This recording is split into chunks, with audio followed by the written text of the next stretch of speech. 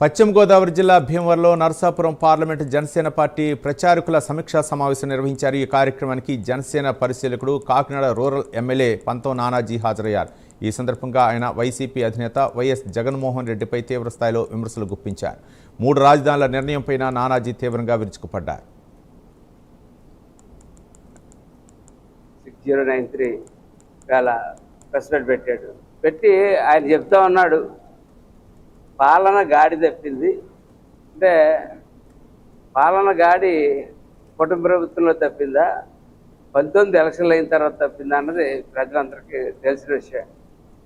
ఆ పాలన గాడి తప్పడం వల్లే 3 రాజధానులు తోటి మీద పెట్టి 3 చోట్ల రాజధానులు అని చెప్తే మూడు పగలు పెట్టి ఇంట్లో కూర్చోబెట్టారు.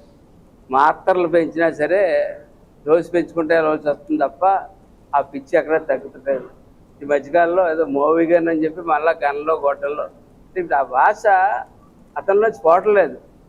దాన్ని ఏదో గొడ్డల దగ్గర నుంచి గన్నుల దగ్గర తీసుకొచ్చాడు. మూవీ గన్ అంటే మొదలెడుతూ ఉంటారు. ఇవాళ రాష్ట్ర అభివృద్ధి గురించి ఏ రకంగాని పెద్ద ఎత్తున పవన్ కళ్యాణ్ గారు నిధులు తీసుకుని వచ్చి ఇవాళ రాష్ట్రంలో